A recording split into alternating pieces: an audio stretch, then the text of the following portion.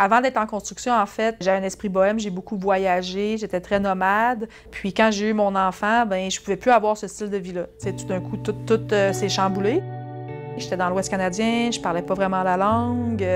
Qu'est-ce que je fais, tu sais, pour survivre? C'est un peu comme une bouée de sauvetage, en fait, pour moi, la construction à ce moment-là. Mon nom, c'est Jade Paillère. Je suis chargée de projet pour des projets de construction pour Groupe Axiomatech, qui est un contracteur général basé dans la région métropolitaine. Avant d'être chargée de projet, j'ai travaillé sur les outils. En fait, j'avais mon métier de construction. Je suis compagnon soudeur, compagnon monteur d'acier. J'ai commencé en construction en 2011. J'ai travaillé sur des projets de génie civil, industriel lourd, puis j'ai fait ça jusqu'à temps que je me fasse recruter par Groupe Axiomatech pour venir travailler pour eux en gestion. Un chargé de projet se fait donner un projet par ses patrons, puis ils disent « Écoute, voici un projet qu'on a soumissionné, on a gagné, c'est nous qui l'avons, maintenant il faut l'exécuter. Voici les paramètres, voici ton budget, voici le timeline, voici comment on a vendu le projet au client pour avoir la job. Maintenant, respecte notre pitch de vente. Amuse-toi. » Au niveau de l'organisation d'un chantier, on va avoir les travailleurs.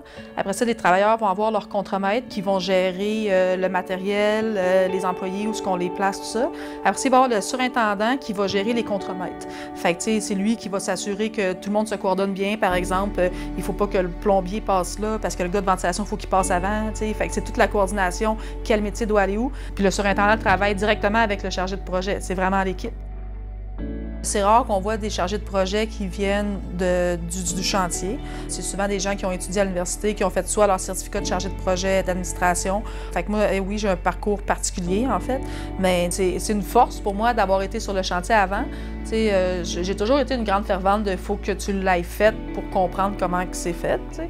Fait que moi, je suis contente d'avoir passé par le chantier et d'être maintenant en gestion. Souvent, j'entends des femmes qui disent « moi, je vais aller en construction ». Mais la construction, c'est tellement vaste. Il y a le résidentiel, le commercial, l'industriel, le génie civil, c'est tout très différent comme domaine. Puis aussi, chaque métier emmène un peu sa gang. Que si tu penses à des électriciens, à des plombiers, à des frigoristes, que c'est beaucoup plus au niveau de la mécanique de bâtiment, mais c'est des gens qui vont avoir un esprit plus scientifique, un peu robotique, tout ça. Tandis que tu regardes quelqu'un comme moi qui a décidé d'aller en soudure, j'avais un background en art, la motricité fine, la soudure, les settings, tout ça, avoir ton métal en fusion, apprendre à le gérer, puis tout ça. C'est différent comme type de métier totalement. Fait que les gens disent « je vais aller en construction », mais réfléchis à qui tu es, puis dans quoi tu serais bon, tu sais. Fait que souvent, je trouve que les femmes, on est pitchées un peu, tu sais, ah, j'ai telle opportunité parce qu'on a peur de ne pas en avoir une autre. Finalement, on se ramasse dans un métier qui ne nous ressemble pas ou dans une équipe de travail qui ne nous ressemble pas du tout, tu sais. Comme moi, je prends comme exemple les monteurs d'acier. Tu sais, autant que oui, j'ai beaucoup d'affinités avec eux, puis j'ai eu du fun, puis j'ai adoré mon métier, autant que c'est un milieu qui est quand même assez difficile, tu sais, c'est très, très masculin. Le nombre de femmes, le pourcentage est très, très, très bas, tu sais. On n'est pas beaucoup, tu sais. Fait qu'on est souvent la seule, avec nos équipes. Puis ça fait une ambiance qui est différente. C'est comme les gars, ils veulent que tu deviennes one of the boys.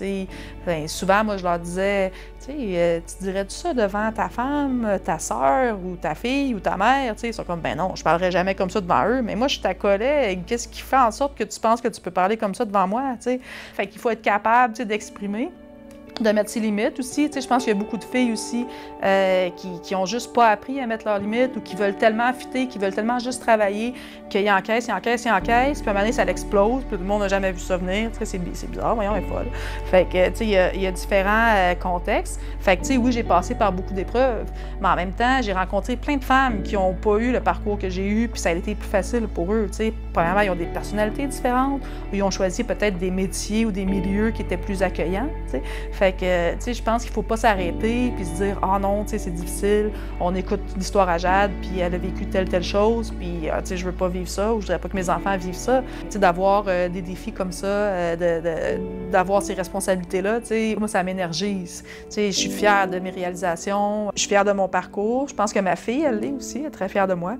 On a une super belle complicité. Je suis capable de la mettre dans une belle école, un collège privé, comme elle voulait. Puis on voyage ensemble, on fait plein de belles expériences. On a vraiment une belle vie, en fait.